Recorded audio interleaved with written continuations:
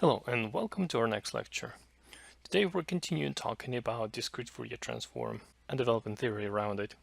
As I said, discrete Fourier transform plays a huge role in the theory of digital communication and digital signal processing, and one of the pillars of this theory is the discrete convolution. As I explained the last time, the mere action of sampling the signal or the signal spectrum results in the periodization of both of the signal and its spectrum, and that needs to be taken into the account when we talk about discrete convolution. So in discrete convolution, such periodicity is legitimized through the so-called wraparound convention. So remember when we talked about the numbers wk, which are just the basic exponential terms, e to the 2 pi I k over n. I said that these exponential numbers are periodic with the period n, and it must be understood that they're periodic in terms of their index k. So the number wk equals wk plus n, or wk minus n, or wk plus any multiple of n. The process of sampling the function periodizes the spectrum, and the process of sampling the spectrum periodizes the function. So they're both actually periodic, and since they're both samples of size n, they're both periodic with the period n.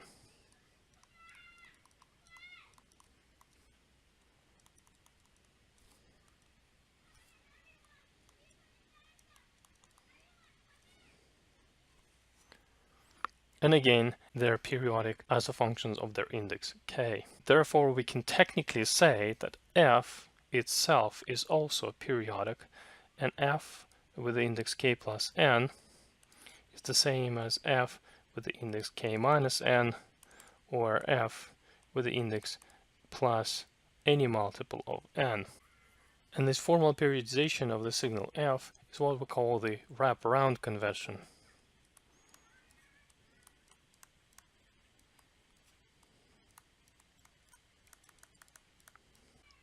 So it seems like the samples f are being placed in a circle. We keep counting, but we start going through the same samples that we went already through. In particular, if I want to start count backwards, which is what I will need to do in the discrete convolution, then it is the same as looking at the sample f n minus k. So if n is say 10 and k is 2, then f negative 2 is actually the same as f 8. And this is true for all k, from 1 all the way to n. So with this wraparound convention, I can introduce the definition of the discrete convolution.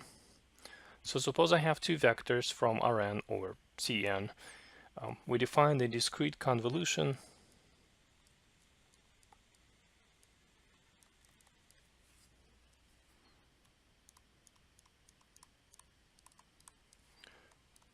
of the vectors f and g as another vector with components.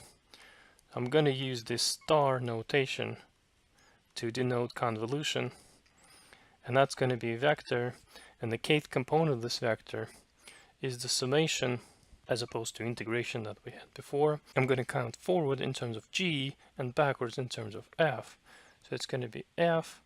Remember, with the continuous convolution was t minus lambda, so in this case it's going to be k minus j, and the second component was g of lambda, so it's going to be g jth component of g, and j will go from 0 to n minus 1. And we compute this for all possible k's, and that will give us the n-dimensional vector. So fk minus j with the wraparound convention means that I'm talking about fn plus k minus j. If j is greater than k, it means that the index is negative, and so we're adding capital N to periodically extend my signal f. Just as in the case of convolutions of the continuous signal, these convolutions also have similar properties. The discrete convolution is commutative, just as the continuous convolution, and also in terms of the discrete Fourier transform of discrete convolution is sort of like the product of the discrete Fourier transforms of each signal. So first let's show that the convolution is commutative. So suppose I am computing the convolution f with g, and I'm computing the kth component. By definition, it's the summation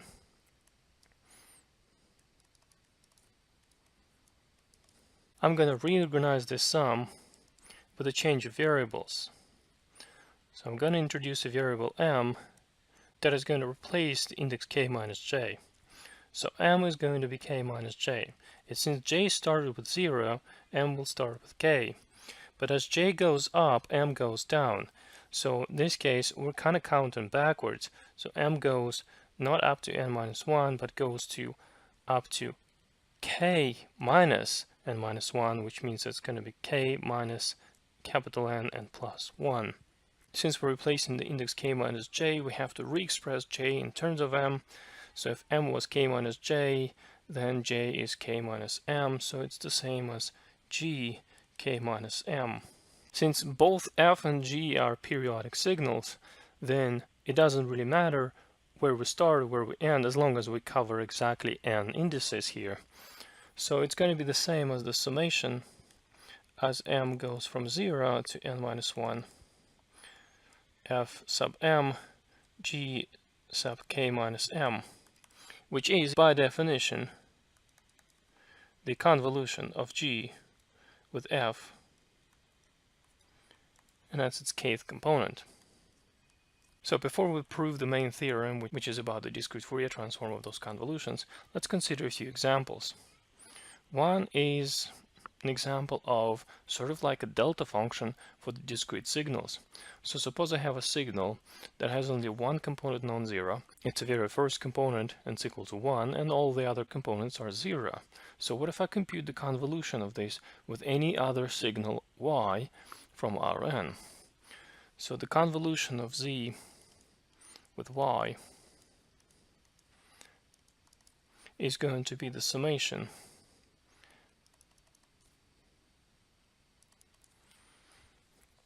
of z k minus j times y jth.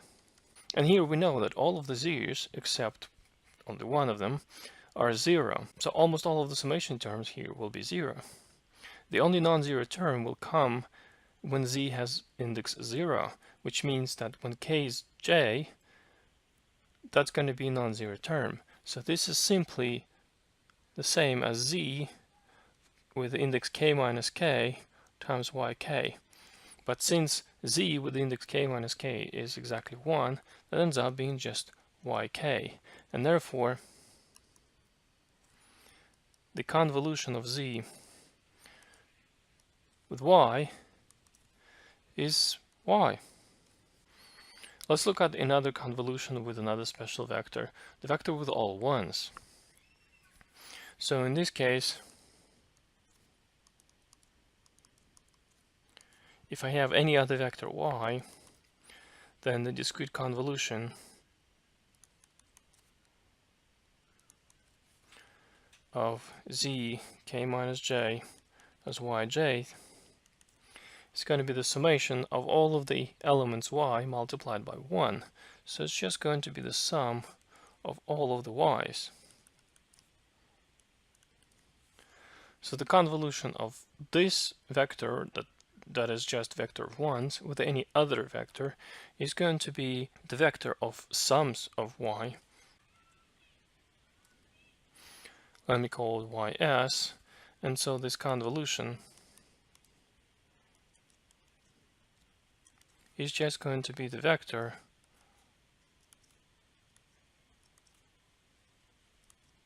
with every component of it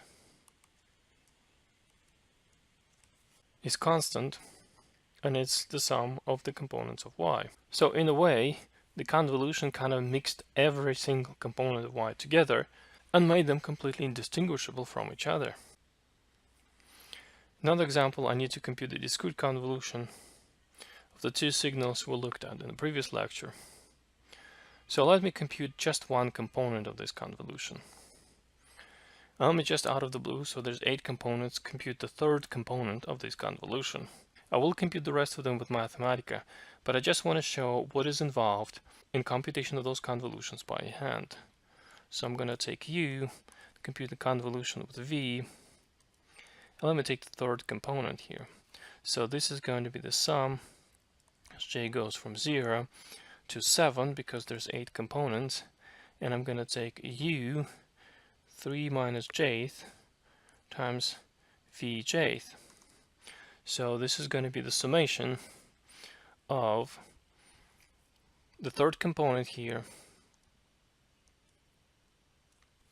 0, because that's when j is 0, so we get the third component, times v jth, which is 1, plus, when j is 1, we need to take the second component from u, which is -1, times the first component from v.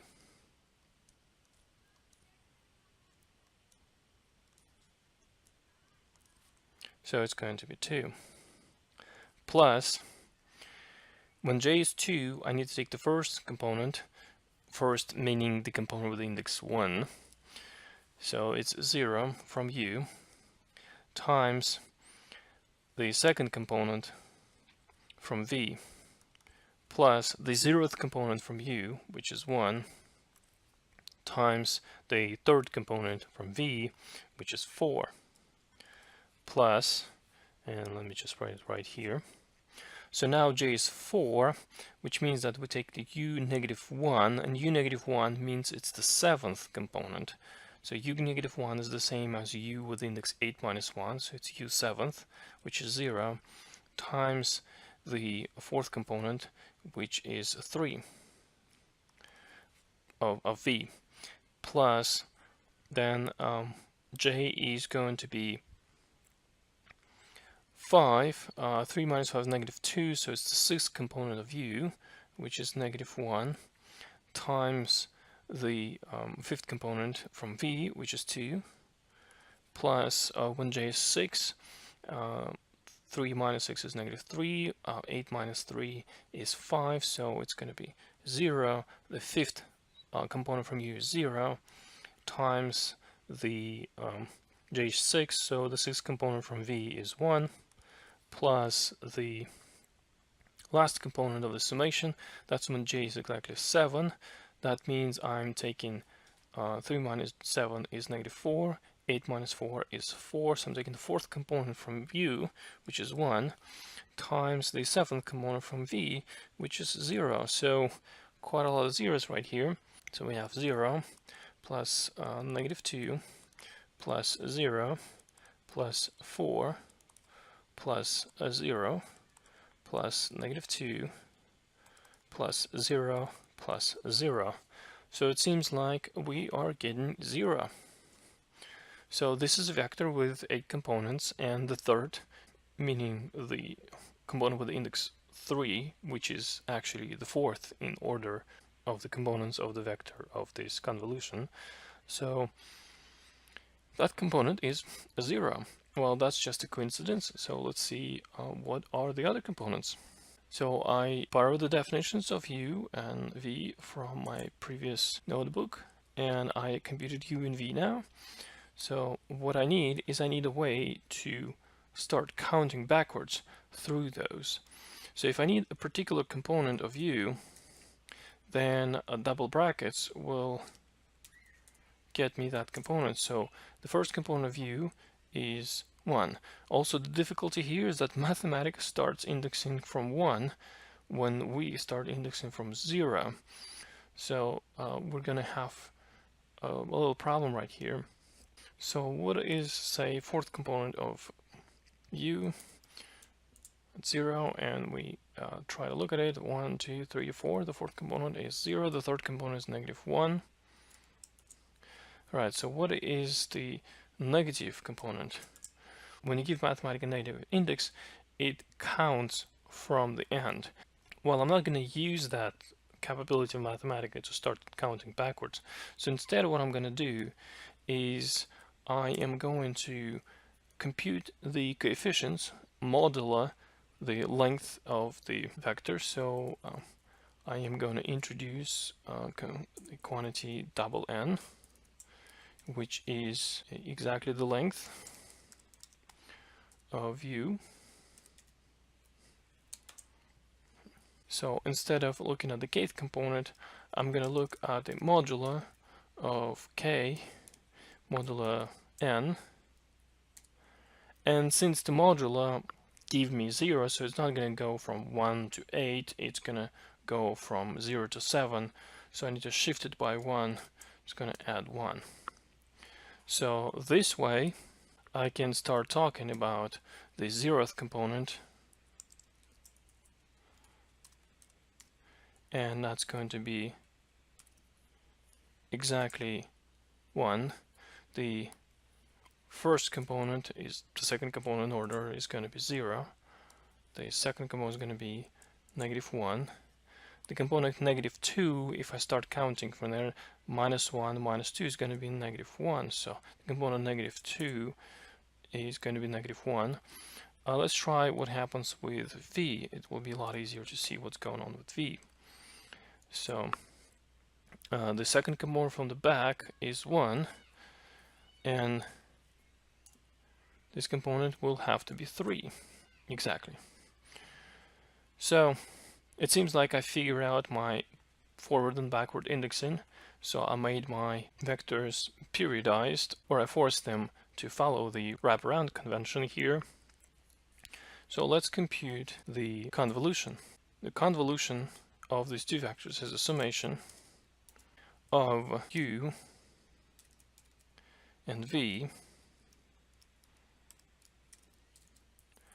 So j is going to start from 0, so just going to add 1.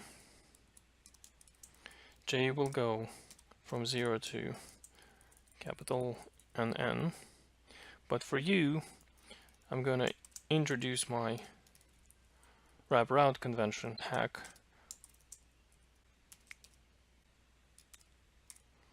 For every k, I'm going to have a component. And now I'm going to let k go through a few values.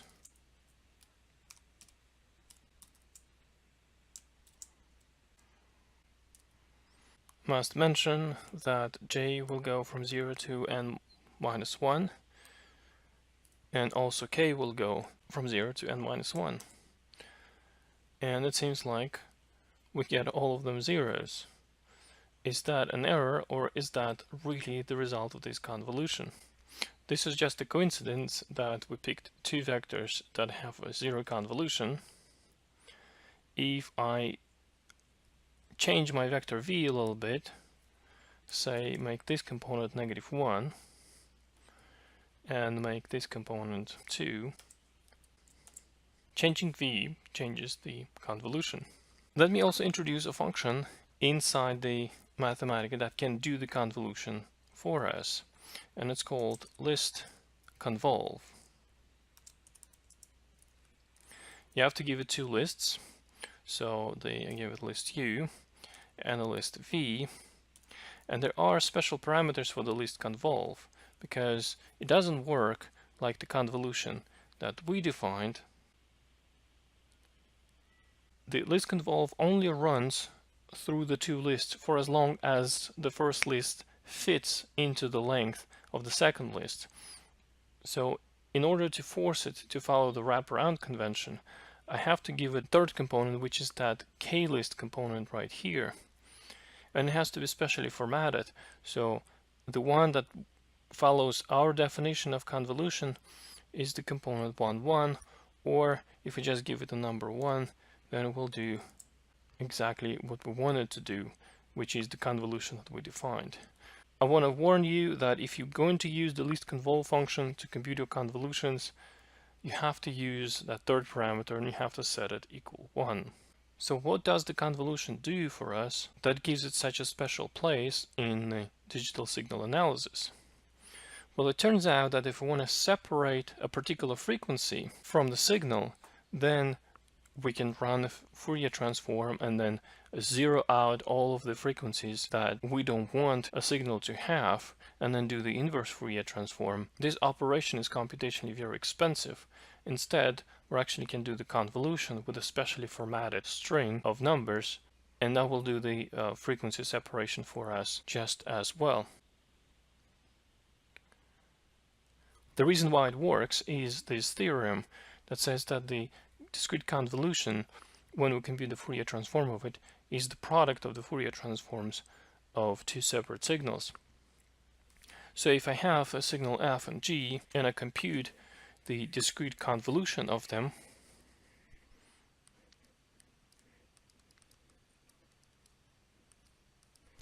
and then I compute the discrete Fourier transform, well, this is the same as the discrete Fourier transform of f multiplied by the discrete Fourier transform of g. And here we might be asking question, well, isn't that the discrete Fourier transform of vector from Cn? And how do we multiply these vectors? Well, this multiplication is not a dot product, not a cross product. It's just a term-by-term multiplication. If you know about MATLAB dot multiply operation, this is exactly the same operation as dot multiply in MATLAB. So here, the multiplication must be understood as a term-by-term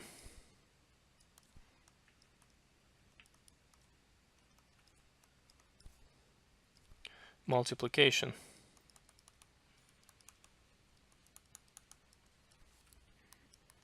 of two vectors. This is something that we'll need to prove. So let's go ahead and do that. So the Fourier transform is going to be the vector. And if we want to compute the kth component of that vector,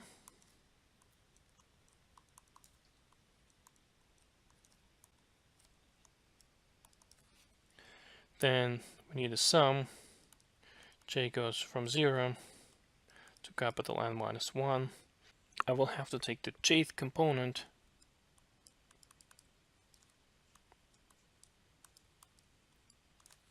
from this convolution and multiplied by e to the minus 2 pi I k j over n.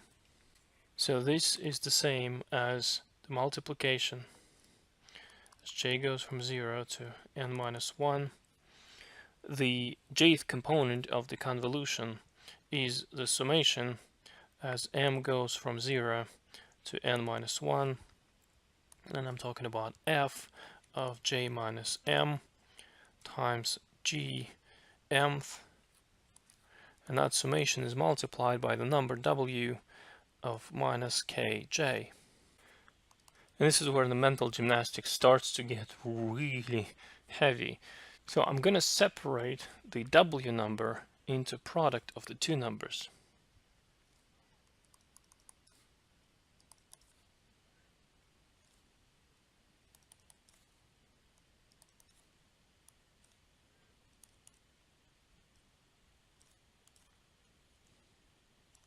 So I'm going to move the w minus kj into the summation with the index m and write it as a product of w with minus kj plus km multiplied by w minus km.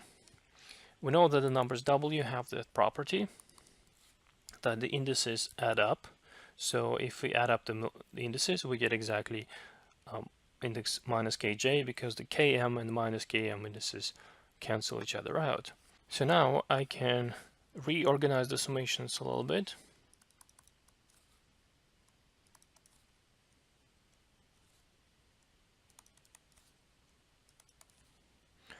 So f j minus m will be multiplied by w minus k times j minus m, and I will multiply by g sub m times w minus km.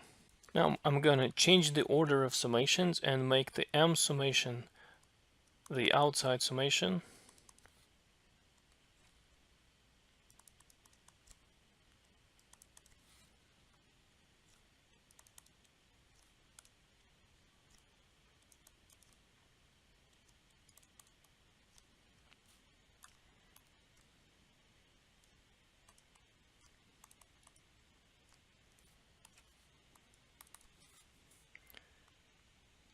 And at this point, the G sub m and W minus Km do not depend on J summation, so they can be moved outside. So this is going to be the summation in terms of m, going from 0 to n minus 1. I get G sub m times W minus Km multiplied by a summation. So this is all inside the big summation. And here J goes from 0 to n minus 1, and get F J minus M times W minus K J minus M, and that summation runs up to here, and the big summation wraps everything around. And here, where I can make another change available, just say that J minus M is L. So this is going to be the same as the summation. As M goes from 0 to n minus 1, G sub M times W minus Km times the summation in terms of L, that goes from minus M all the way to n minus 1 minus M, and I get F sub L times W minus KL.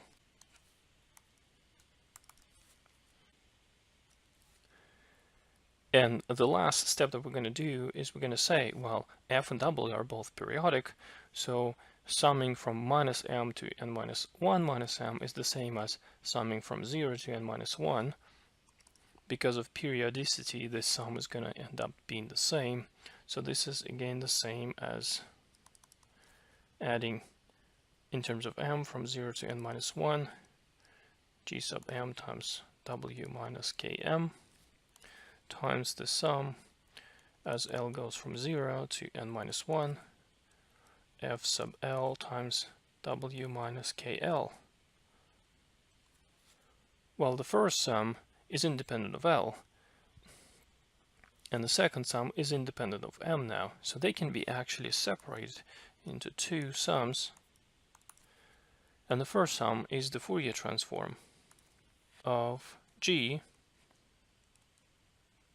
and that's its kth component, times the Fourier transform of F, and that's its kth component.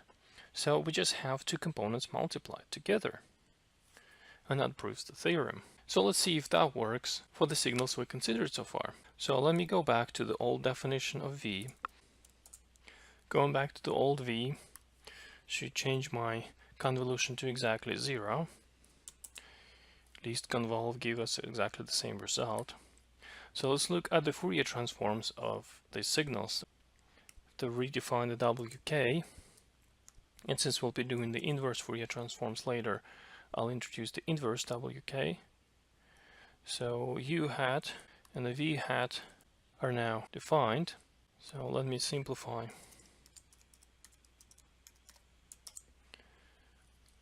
V hat just to make it a little bit more manageable.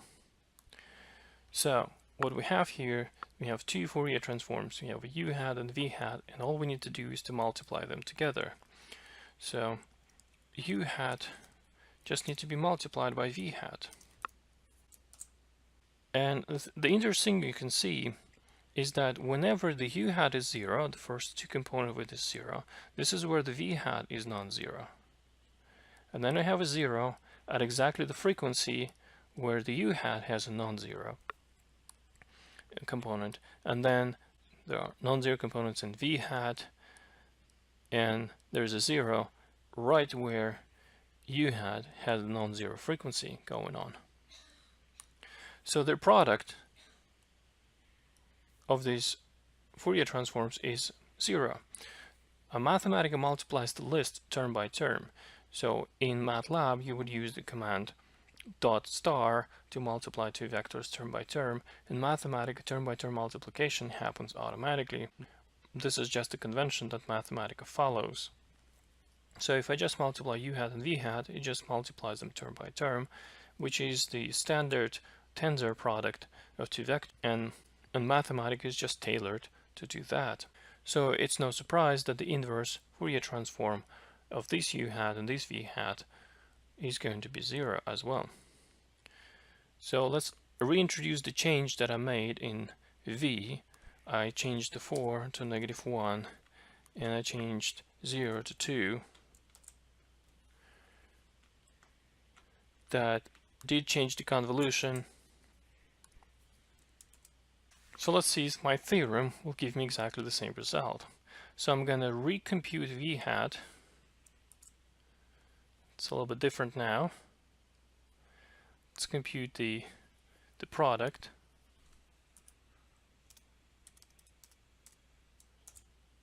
And let's invert the product of those Fourier transforms. So what I need to do is I need to take the product, compute the dot product with the inverse WK, and tabulate it for K, going from 0 to n.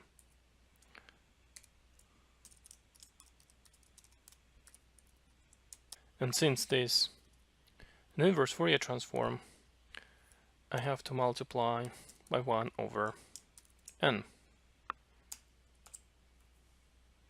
And that's exactly the result of the convolution. The convolution is used not just to... Convolution is one of the universal Swiss Army knives operations within the field of digital signal analysis. Modern cell phone towers, clever visual effects in Photoshop, or just the operations of scaling perform convolution routinely to achieve the desired effect. The reason for it is that it's possible to implement convolution in a computationally efficient way, and overall convolution is a cheaper operation than repeated operation of computing Fourier transform and its inverse. In the next lecture we're going to look at the fast Fourier transform, and we're going to see how the operation of convolution can help me with the filtering tasks in a lot more efficient way than computations of the Fourier transform. Before I end this lecture, I'd like to point out that the convolution operation is quite confusing when you try to compute it by hand. And one thing that is most confusing is that the first vector u is actually being traversed backwards. So in order to help you computing those operations, it might be useful to write the vector in its order.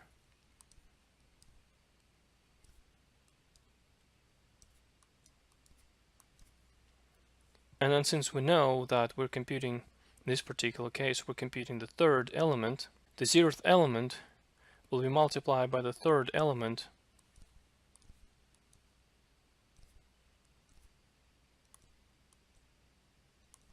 of the vector v. So you would write the 0th element under the third element of v, that was 1. And then you would write the first element, and that will be multiplied by v when j is 2.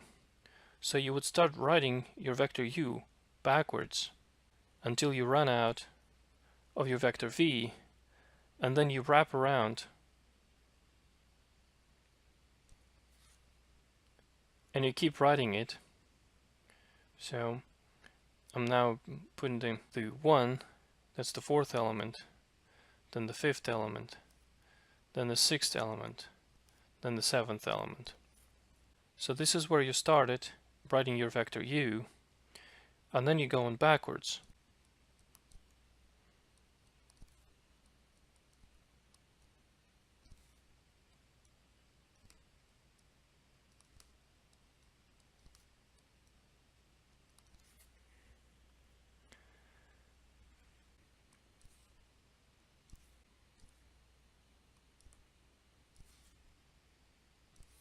And then all you have to do after you copied your vectors u and v this way is to multiply u and v term by term and then add them together. One thing you can do if you need to do this by hand for all the components of the convolution is to write vector u backwards, repeat it twice, and then put it on a piece of paper that you can shift along the elements of the vector v. That way you can visually see which elements of u will be multiplied with which elements of v.